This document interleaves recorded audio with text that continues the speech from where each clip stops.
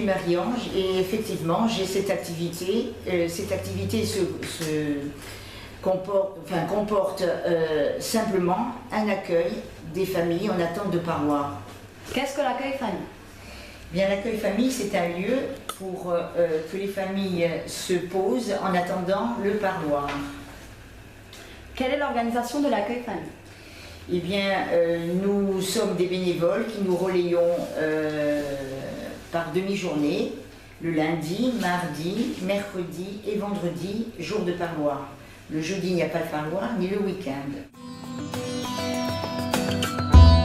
Bonjour, donc je m'appelle Nathalie.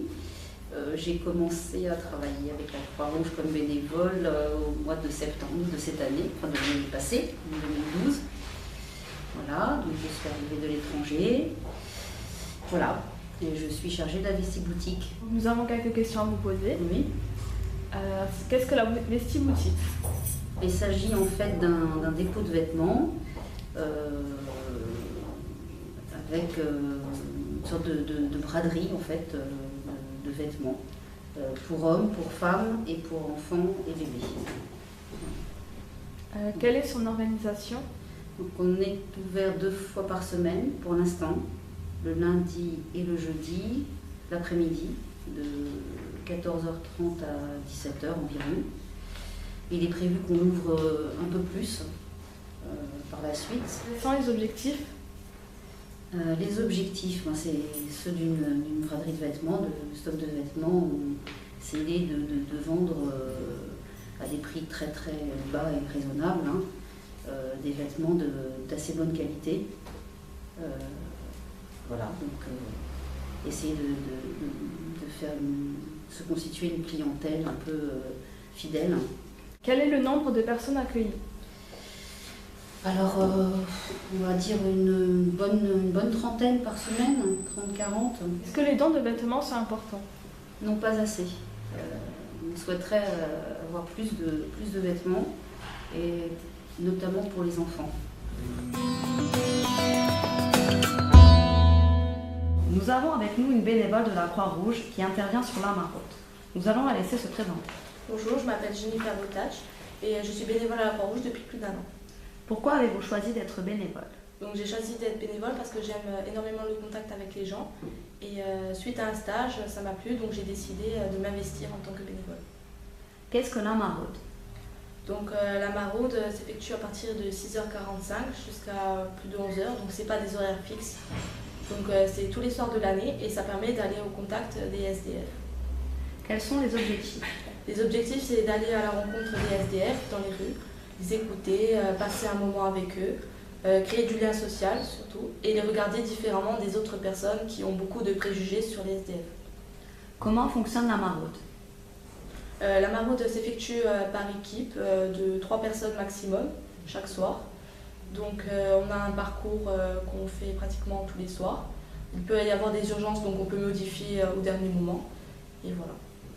Aidez-vous beaucoup de personnes? On aide une centaine de personnes pratiquement, donc c'est tous ceux qui sont dans la rue, qui vivent dans des conditions très très précaires, dans des squats. Et quels sentiments ressentent les personnes quand elles vous voient arriver? Donc les personnes sont très contentes de nous voir arriver, donc elles discutent avec nous, on plaisante, elles se confient à nous. D'accord, merci de votre collaboration. Merci à vous. Je m'appelle Yann Bedu, je suis présidente de la délégation territoriale de la Croix-Rouge. J'ai en responsabilité la Corse du Sud, avec 2 antennes, une antenne à Ajaccio et une antenne à Porto Rico. Depuis combien de temps assurez-vous la présidence de la Croix-Rouge? C'est très récent. En fait, les élections ont eu lieu en décembre, mais j'ai exercé dans les années précédentes et des fonctions de bénévolat de base et des fonctions de bénévolat d'encadrement. Je suis à la Croix-Rouge depuis 2007. Est-ce que vous avez des projets à mettre en place?